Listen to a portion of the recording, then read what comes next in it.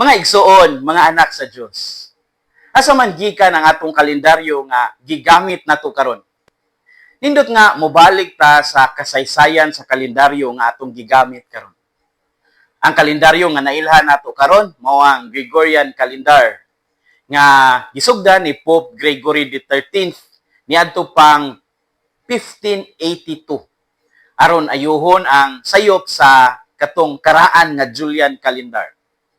Ang Julian calendar nga gisugdan pa ni Julius Caesar. Hinay-hinay nga nalayo sa tinuod nga cycle sa adlaw ug sa bulan. Busa kinahanglan gadyod nga i-correct. Mao nga ang Gregorian calendar gisagop sa daghang nasod. Of course, lakip na ang Pilipinas ug hangtod karon mao gihapon ang atong gigamit. Nganong January man ang unang bulan sa tuig.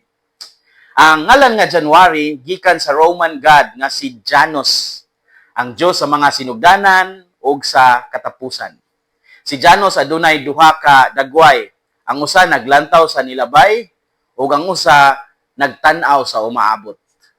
Mao nga sa kultura sa mga Roma kaniadto, ang January simbolo sa new beginnings, mga bag-ong sinugdanan. Apan ang simbahan wala nagpasidungog kang Janus kundili gihatagan kini og bag-o og mas lawom nga kahulugan diha kang Kristo. Dili lang ni bag-ong pizza, kundili bag-ong kahigayunan sa grasya sa Dios. Diha sa atong ebanghelyo karon, atong makita ang mga magbalantay sa karnero nga midali og adto sa Bethlehem. Ug sa ilang pagkakita sa bata, ni pauli sila nga nagdayeg o nagpasalamat sa Dios. Ug sa ikawalong nga adlaw, ang bata ginganlan og Jesus, sumala sa sugo sa Dios. Ang bagong tuig di ay og ang balaang ngalan ni Jesus nagtagbo sa usa ka mensahe. Ang Dios misulod sa kasaysayan sa tao aron hatagan kita og bag-ong sinugdanan. Unsay atong mabalon alang sa bag-ong tuig karon? Unang punto, ang Diyos mapaubsanong ni padayag sa kaluwasan. Ang mga unang nakakita kang Hesus, dili mga hari o mga scholars, kundili mga magbalantay, mga ordinaryo, kasagaran gitamod nga ubos sa katilingban. Ilang nakita si Maria, si Jose ug ang bata nga naghigda sa pasungan. Ang Diyos misulod sa kasaysayan sa paagi nga masabtan ug maduulan sa tanan. Ang pasungan nahimong pulpito ug ang magbalantay nahimong unang saksi sa ebanghelyo. Ang Dios wala nagpili og dagkong mga palasyo aron i-broadcast ang iyang kaluwasan nga gitanyag kundili mga kasing-kasing nga anda mudawat. Sa atong kinabuhi karon daghan nato ang nagunahuna nga ang Dios mulihok lang kung klaro nata sa atong plano. Apan ang ebanghelyo nagpasabot nga ang Dios naglihok bisan sa mga gagmay nga mga butang, sa mga ordinaryo nga mga butang, ug bisan sa taliwala sa mga lisod nga mga butang. Ang pangutana, andam bata sama sa mga magbalantay nga mudali sa pagsanong sa dihang tawgon ta sa Dios. Ang unang adlaw sa tuig, January 1, dili lang civil New Year, kay alang sa simbahan mao ni ang kapistahan ni Maria, Mother of God, inahan sa Dios.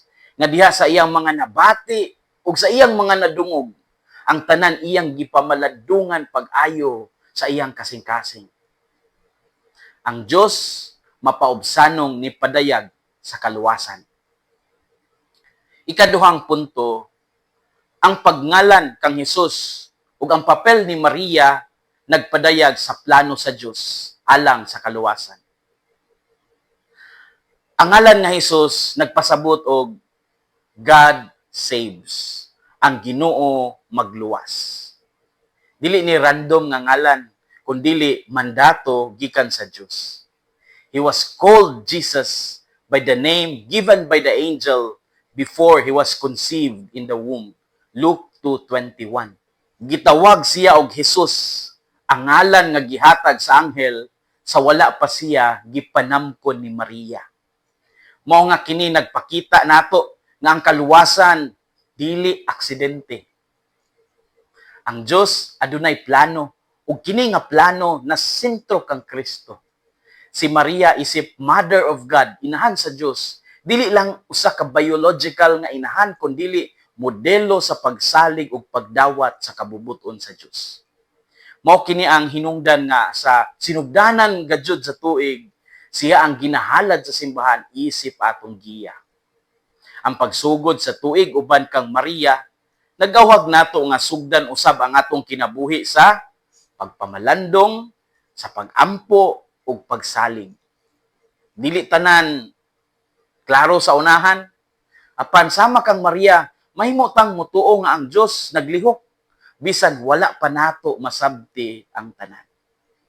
Ang pagngalan kang Hesus ug ang papel ni Maria nagpadayag sa plano sa Dios alang sa kaluwasan. Story time. Ang January 1, mausab ang World Day of Prayer for Peace nga gisugdan ni Pope Paul VI niadtong 1968. Sa kalibutan nga daghang gubat, daghang panagbangi o pagkabahin-bahin, ang simbahan nag-awhag sa tanang magtotoo nga ang bagong tuig sugdan dili sa kasaba sa mga pabuto, kundi sa hilom nga pag-ampo alang sa kalinaw.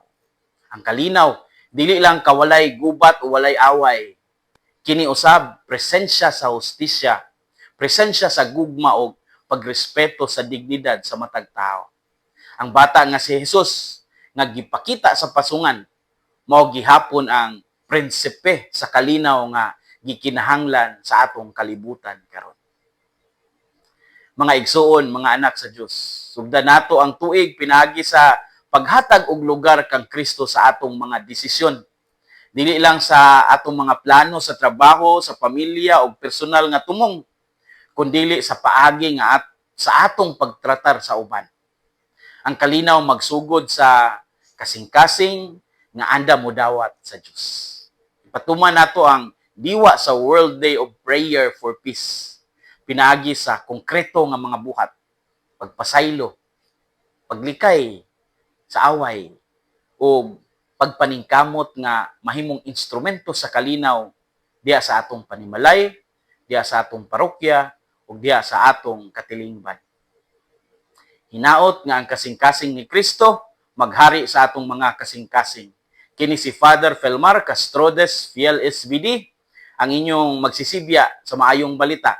Gikan dinhi sa Radio Veritas Asia, hinumdumi ang kinabuhing Kristiyano, kinabuhi sa pagserbisyo.